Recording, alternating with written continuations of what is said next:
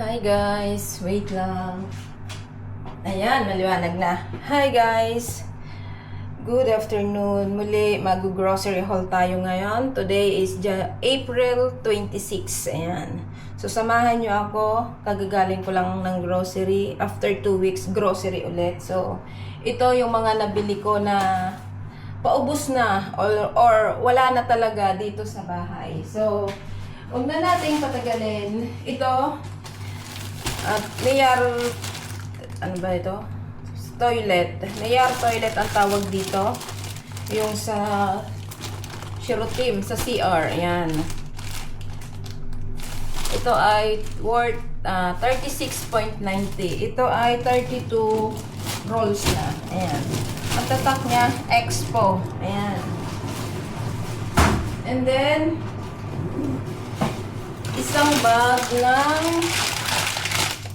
mandarin or orange. So, ginagawa kong orange juice.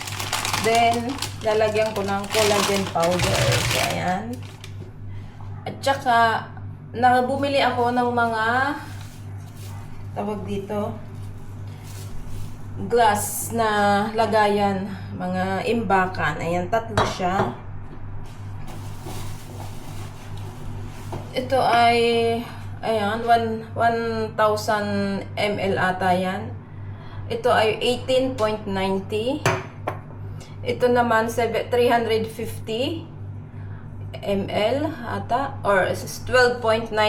And ito ay 1,000 then 12.90. So, tatlo siya. Kasi alam nyo, napanood ko yung, the plastic detox. So, ayan, nainganyo akong mag-less ng gamit ng plastic. So, lalo na yung mga lumang-luma na plastic na ginagamit ko, mga plastic container, bala ko na siyang itapon. And then, dalawang tray ng itlog na medium size, ay dalawang dosena, medium size. And then, dalawang pirasong kamote. Itong mushroom na 13.90 ang isa. Ayan. And then, isang bag ng carrots. Favorite. Lagi akong naka-carrot salad. And then, turkey. Ground turkey, 16.90. Ito ay kalahating kilo ata. Or 1/4. Ritz crackers. Ayan. 13.90. Ito yung original. Nakita ko sa grocery. And then, sesame seed. Black sesame seed, 18.90. 4 na pirasong kamatis. Toothbrush ng lola ko. Kasi luma na yung toothbrush niya. Ito ay 50 pieces na garbage bag. 14.90. 4 na pirasong avocado. 2 pirasong sibuyas na red. 8 piraso na lemon para sa aking salad. And then, tomato sauce pang spaghetti, 16.90. And then, olive ay sesame oil, unrefined. Ito naman ay 17.90. Chocolate, cocoa powder, 16.90. 3 pirasong apple. Itong cheese. Di ko alam kung anong tawag dito. 15.90. Ito ay may 8 pieces.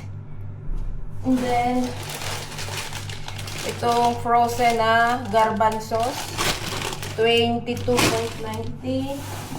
And then,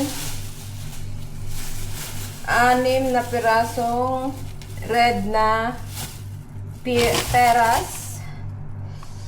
And then, itong aking favorite na spring roll wrapper. So, lahat ng ito ay worth 422 shekel. Mahigit nasa 6,000 siguro siya sa Pilipinas, kung pera sa Pilipinas. So, yun lang guys. Maraming salamat sa patuloy niyong pag-support, panonood ng mga vlogs ko. Muli, suportahan niyo ang mga vlog na ipopost ko, na i-upload ko. At tapusin nyo and i-share nyo din. Ayun. Maraming salamat.